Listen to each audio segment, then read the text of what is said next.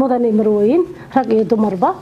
waa ku mahadsantiin sida loo ajiibteen maanta oo aan nooga soo qayb gasheen daafurkan aan u sameynayno ururka horusocod waxaa la aasaasay sanadkii hore dabayaaqadiisii waxaana lagu aasaasay Oslo ama wadanka Norway waxaa laga yaabaa in badan oo idinka mid ah isweydiinayaan maxay kaga duwan tahay ururkan ilaa 2000 iyo ka badan ama ururo badan oo diiwaan gashan baa wadankan ka jira muxuu soo kordhinayaa ururkan maxaa la horusocod ururkan horusocod wuxuu kaga duwan yahay laba shay macnaha laba arrin ayuu kaga duwan yahay ururadii hore intaan horta u gudagalin wuxuu kaga duwan yahay ururkan wuxuu ka shaqeynayaa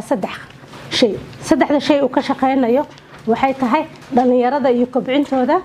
isdhexgalka iyo dadka soo macnaha wadanka ku cusub ee Soomaalida ah inuu siiyo warbixin waafi ah sida ay ama meesha ay ka bilaabi lahaayeen wadanka qof walba wuxuu raba iyo wuxuu marka uu ku fakarayo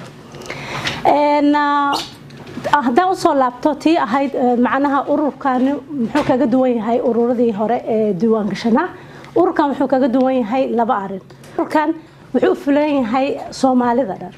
waxa ka mamnuuca qabiilka iyo gobolaysiga waxa weeye urur Soomaali ah cid walba oo Soomaali ah oo macnaha rabta inay xubin ka noqoto maamulkeeda sare noqoto ama hogaamiso intaba uu furan yahay marka intaas ayaan waxaan uga baxayaa horusocod iyo arrimaheeda horusocod hadii wixii faahfaahin intaas dheeraad oo arabtan waxaad ka heli kartaan website-ka horusocod ee halka ku qoran horusocod AU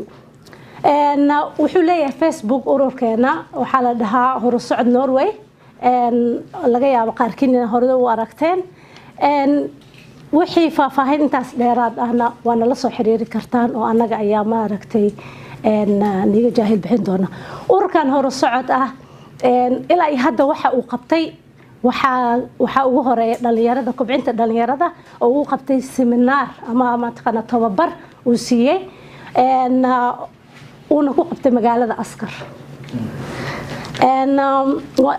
intii macnaha daafurkiisa caawa u fadhino intaan la gaarin ka hor aad baa u mahadsantihiin mar labaad iyo mar saddexaad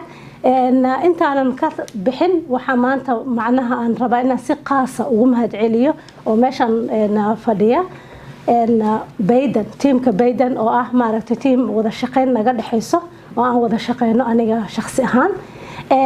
oo u imaaday caawa inay maaragtay xafladan daafurkan ka soo qayb galaan xoojiyaan fakarkoodina ku soo biiraan waxa nagala jooga gudoomiyaheena Xuseen Darbi gudoomiyihii hore Maxamed Muuse xubnaha kale oo gudiga fulinta sare Amina Japan iyo aniga oo wada taqaanaan ubax marka aad baa u mahadsantihiin ku soo dhawaada aad iyo aad bay u mahadsantahay gudoomiyaha horusocod Maro Ubax